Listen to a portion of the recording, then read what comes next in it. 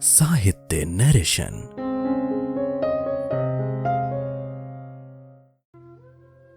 दोस्तों, आज हम आपके लिए लेकर आए हैं अमृता प्रीतम जी की लिखी कहानी। ये कहानी नहीं, पत्थर और चूना बहुत था, लेकिन अगर थोड़ी सी जगह पर दीवार की तरह उभर कर खड़ा हो जाता तो घर की दीवारें बन सकता था, पर बना नहीं। वो धरती पर फैल गया सड़कों की तरह, और वे दोनों तमाम उम्र उन सड़कों पर चलते रहे। सड़कें एक दूसरे के पहलू से भी फटती हैं, एक दूसरे के शरीर को चीर कर भी गुजरती हैं, एक दूसरे के हाथ छुड़ाकर गुम भी हो जाती हैं, और एक दूसरे के गले से लगकर एक दूसरे में लीन भी हो जाती थी। वे एक दूसरे से मिलते रहे, पर सिर्फ तब जब कभी कभार उनके पैरों के नीचे बिछी हुई सड़कें एक दूसरे से आकर मिल जाती थी। घड़ी पल के लिए शायद सड़कें भी चौंक कर रुक जाती थी, और उनके पैर भी। और तब शायद दोनों को उस घर का ध्यान आ जाता था जो बना नहीं था। बन सकता था, फिर क्यों नहीं बना?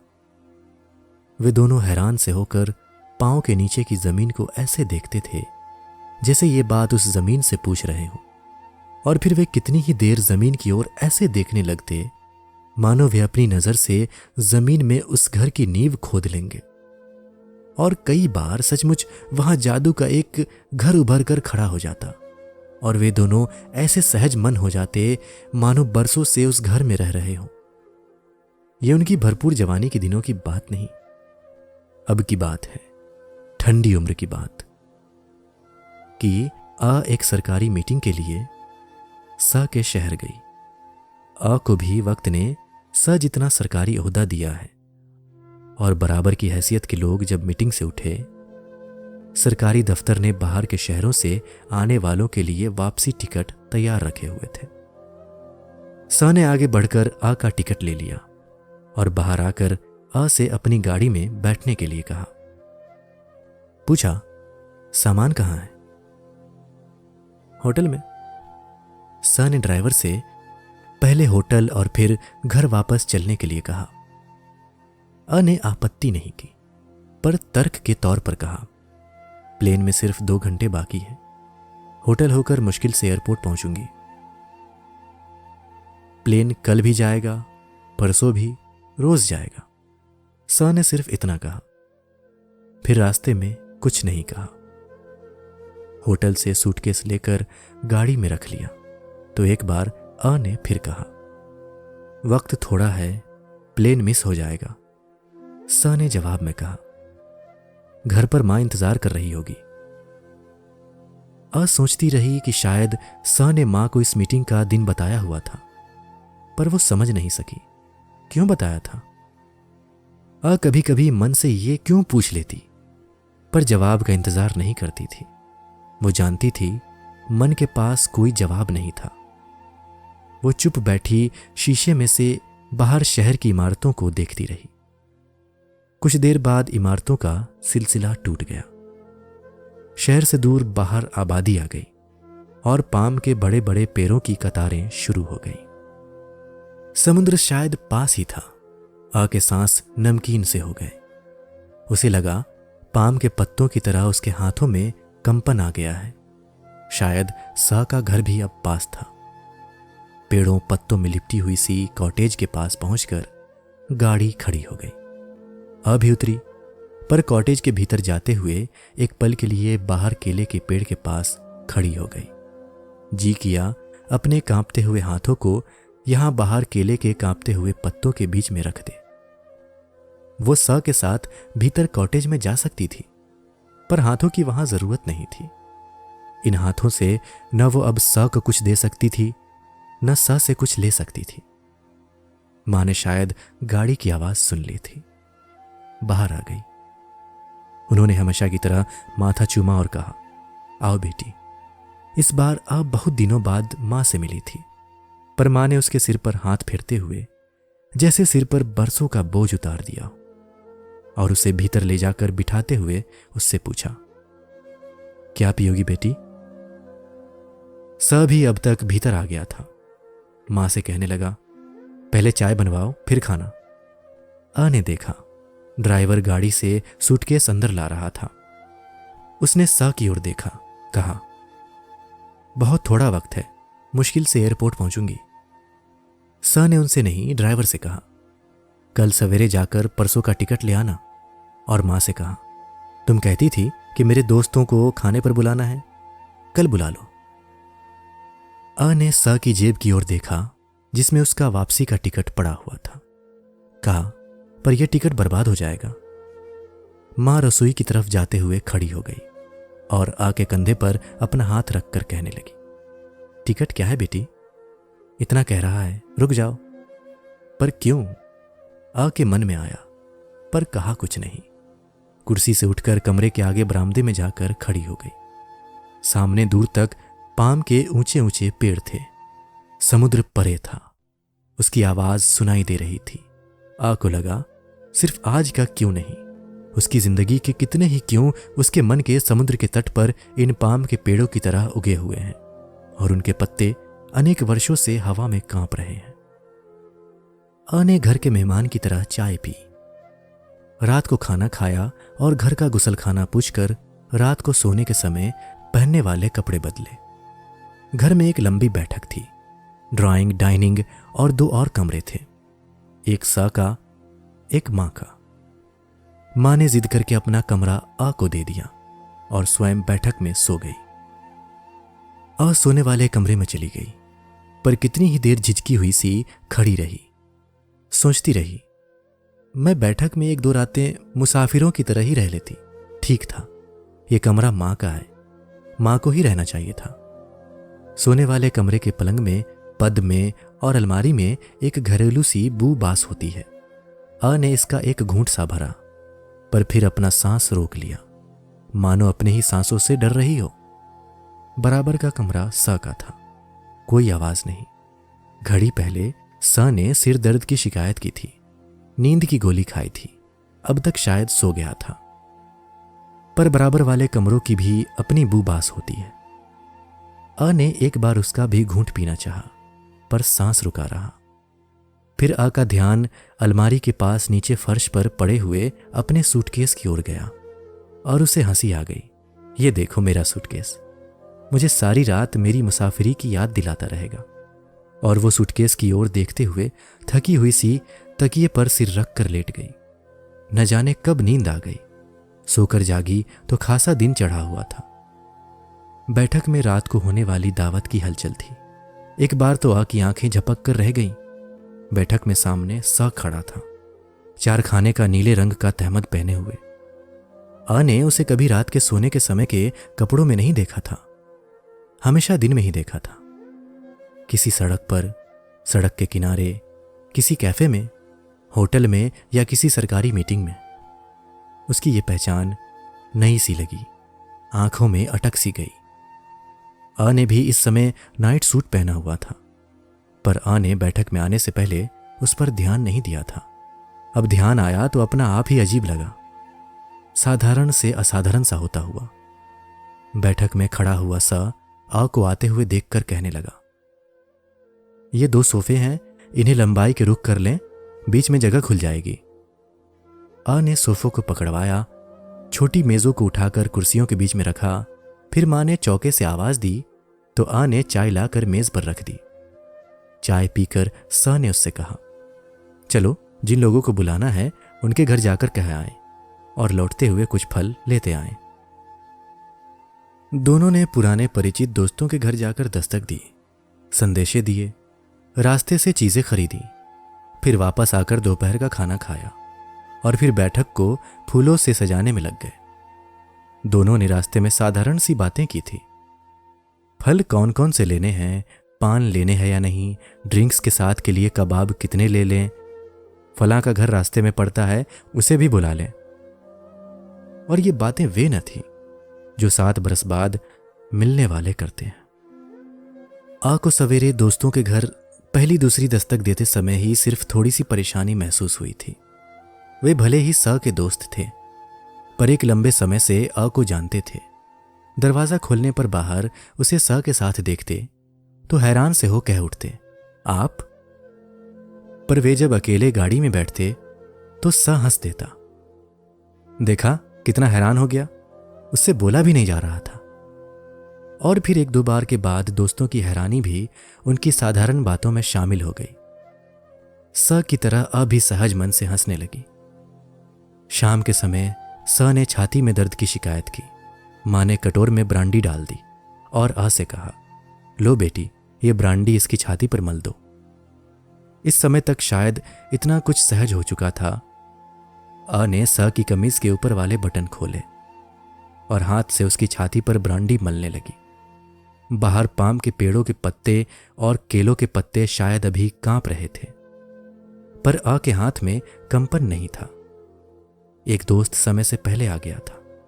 अ ने ब्रांडी में भीगे हुए हाथों से उसका स्वागत करते हुए नमस्कार भी किया और फिर कटोरी में हाथ डूबकर बाकी रहती ब्रांडी को उसकी गर्दन पर मल दिया, कंधों तक। धीरे धीरे कमरा मेहमानों से भर गया। अ फ्रिज से बर्फ निकालती रही और सादा पानी भर भर कर फ्रिज में रखती रही।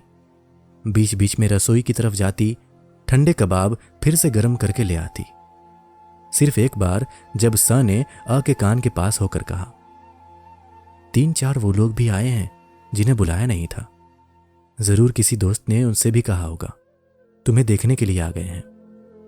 तो पल भर के लिए अ की स्वाभाविकता टूटी, पर फिर जब स ने उससे कुछ गिलास धोने के लिए कहा तो वो उसी तरह सहज मन हो गई। महफिल गर्म हुई, ठंडी हुई और जब लगभग आधी रात के समय सब चले गए, अ को सोने वाले कमरे में जाकर अपने सूटकेस में से रात के कपड़े निकालकर पहनते हुए लगा कि सड़कों पर बना हुआ जादू का घर अब कहीं भी नहीं था। ये जादू का घर उसने कई बार देखा था, बनते हुए भी, मिटते हुए भी। इसलिए वो हैरान नहीं थी, सिर्फ थकी सी तकिए पर सिर रख कर सोचने लगी। कब की बात है, शायद 25 बरस हो गए, नहीं 30 बरस, जब पहली बार जिंदगी की सड़कों पर मिले थे। अ किस सड़क से आई थी, स कौन सी सड़क से आया, दोनों पूछना भी भूल गए थे और बताना भी। वे निगाह नीची किए, जमीन में नींवें खोदते रहे और फिर यहां जादू का घर बनकर खड़ा हो गया और वे सहज मन से सारे दिन उस घर में रहते रहे। फिर जब दोनों की सड़कों ने उन्हें आवाजें दी तो अपनी अपनी सड़क की ओर जाते हुए चौंक कर खड़े हो गए। देखा, दोनों सड़कों के बीच एक गहरी खाई थी। स कितनी देर उस खाई की ओर देखता रहा, जैसे अ से पूछ रहा हो कि इस खाई को तुम किस तरह से पार करोगी। अ ने कहा कुछ नहीं था, पर स के हाथ की ओर देखा था, जैसे कह रही हो तुम हाथ पकड़कर पार करा लो, मैं मजहब की इस खाई को पार कर जाऊंगी। फिर स का ध्यान ऊपर की ओर गया था, अ के हाथ की ओर। अ की उंगली में हीरे की एक अंगूठी चमक रही थी। स कितनी देर तक देखता रहा, जैसे पूछ रहा हो, तुम्हारी उंगली पर यह जो कानून का धागा लिपटा हुआ है, मैं इसका क्या करूंगा। अ ने अपनी उंगली की ओर देखा था और धीरे धीरे हंस पड़ी थी, जैसे कह रही हो तुम एक बार कहो मैं कानून का धागा नाखूनों से खोल दूंगी, नाखूनों से नहीं खुलेगा तो दांतों से खोल दूंगी। पर स चुप रहा और अ भी चुप खड़ी रह गई थी। पर जैसे सड़कें एक ही जगह पर खड़ी हुई भी चलती रहती हैं, वे भी एक जगह पर खड़े हुए चलते रहे। फिर एक दिन स के शहर से आने वाली सड़क अ के शहर आ गई थी और अ ने स की आवाज सुनकर अपने 1 बरस के बच्चे को उठाया था और बाहर सड़क पर उसके पास आकर खड़ी हो गई थी। स ने धीरे से हाथ आगे करके सोए हुए बच्चे को अ से ले लिया था और अपने कंधे से लगा लिया था और फिर वे सारे दिन उस शहर की सड़कों पर चलते रहे। वे भरपूर जवानी के दिन थे, उनके लिए न धूप थी न डर। और फिर जब चाय पीने के लिए वे एक कैफे में गए तो बैरे ने एक मर्द, एक औरत और एक बच्चे को देखकर एक अलग कोने की कुर्सियां पोंछ दी थी और कैफे के उस अलग कोने में एक जादू का घर बनकर खड़ा हो गया था और एक बार अचानक चलती हुई रेलगाड़ी में मिलाप हो गया था। स भी था, मां भी और स का एक दोस्त भी। अ की सीट बहुत दूर थी, पर स के दोस्त ने उससे अपनी सीट बदल ली थी और उसका सूटकेस उठाकर स के सूटकेस के पास रख दिया था। गाड़ी में दिन के समय ठंड नहीं थी, पर रात ठंडी थी। माँ ने दोनों को एक कंबल दे दिया था, आधा स के लिए आधा अ के लिए, और चलती गाड़ी में उस साझे के कंबल के किनारे जादू के घर की दीवारें बन गई थी। जादू की दीवारें बनती थी, मिटती थी, और आखिर उनके बीच खंडरों की सी खामोशी का एक ढेर लग जाता था। स को कोई बंधन नहीं था, अ को था, पर वह तोड़ सकती थी। फिर यह क्या था कि वो तमाम उम्र सड़कों पर चलते रहे। अब तो उम्र बीत गई। अ ने उम्र के तपते दिनों के बारे में भी सोचा, और अब अ के ठंडे दिनों के बारे में भी। लगा सब दिन, सब बरस पाम के पत्तों की तरह हवा में खड़े कांप रहे थे। बहुत दिन हुए। एक बार अ ने बरसों की खामोशी को तोड़कर पूछा था, तुम बोलते क्यों नहीं? कुछ भी नहीं कहते, कुछ तो कहो।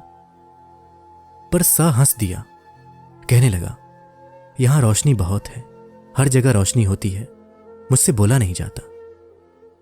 और अ का जी किया था, एक बार सूरज को पकड़कर बुझा दे। सड़कों पर सिर्फ दिन चढ़ते हैं, रातें तो घरों में होती हैं। पर घर कोई था नहीं, इसलिए रात भी कहीं नहीं थी। उनके पास सिर्फ सड़कें थी और सूरज था, और सा सूरज की रोशनी में बोलता नहीं था। एक बार बोला था। वो चुप सा बैठा हुआ था। जब अ ने पूछा था, क्या सोच रहे हो? तो वो बोला, सोच रहा हूं लड़कियों से फलट करूं और तुम्हें दुखी करूं। पर इस तरह अ दुखी नहीं, सुखी हो जाती। इसलिए अ भी हंसने लगी थी, स भी। और फिर एक लंबी खामोशी। कई बार अ के जी में आता था, हाथ बढ़ाकर स को उसकी खामोशी में से बाहर ले आए। वहां तक जहां तक दिल का दर्द है। पर वो अपने हाथों को सिर्फ देखती रहती थी। उसने हाथों से कभी कुछ कहा नहीं था। एक बार स ने कहा था, चलो चीन चलें। चीन? जाएंगे पर आएंगे नहीं। पर चीन क्यों? ये क्यों भी शायद पाम के पेड़ के समान था, जिसके पत्ते फिर हवा में कांपने लगे। इस समय अ ने तकिए पर सिर रखा हुआ था, पर नींद नहीं आ रही थी। स बराबर के कमरे में सोया हुआ था, शायद नींद की गोली खाकर। अ को न अपने जागने पर गुस्सा आया, न स की नींद पर। वो सिर्फ ये सोच रही थी कि वे सड़कों पर चलते हुए जब कभी मिल जाते हैं तो वहां घड़ी पहर के लिए एक जादू का घर क्यों बनकर खड़ा हो जाता है। अ को हंसी सी आ गई। तपती हुई जवानी के समय तो ऐसा होता था, ठीक है, लेकिन अब क्यों होता है? आज क्यों हुआ? ये न जाने क्या था जो उम्र की पकड़ में नहीं आ रहा था। बाकी रात न जाने कब बीत गई। अब दरवाजे पर धीरे से खटका करता हुआ ड्राइवर कह रहा था कि एयरपोर्ट जाने का समय हो गया है। अ ने साड़ी पहनी, सूटकेस उठाया, सभी जागकर अपने कमरे से आ गया और वे दोनों दरवाजे की ओर बढ़े जो बाहर सड़क की ओर खुलता था। ड्राइवर ने अ के हाथ से सूटकेस ले लिया था।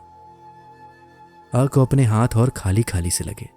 वो दहलीज के पास अटक सी गई, फिर जल्दी से अंदर गई और बैठक में सोई हुई मां को खाली हाथों से प्रणाम करके बाहर आ गई। फिर एयरपोर्ट वाली सड़क शुरू हो गई, खत्म होने को भी आ गई। पर स भी चुप था, अ भी। अचानक स ने कहा, तुम कुछ कहने जा रही थी? नहीं। और वो फिर चुप हो गया। फिर अ को लगा, शायद स को भी, कि बहुत कुछ कहने को था, बहुत कुछ सुनने को, पर बहुत देर हो गई थी। और अब सब शब्द जमीन में पड़ गए थे, पाम के पेड़ बन गए थे, और मन के समुद्र के पास लगे हुए उन पेड़ों के पत्ते शायद तब तक कांपते रहेंगे जब तक हवा चलती रहेगी। एयरपोर्ट आ गया और पांव के नीचे से स के शहर की सड़क टूट गई। दोस्तों, अभी आप सुन रहे थे अमृता प्रीतम की लिखी कहानी ये कहानी नहीं।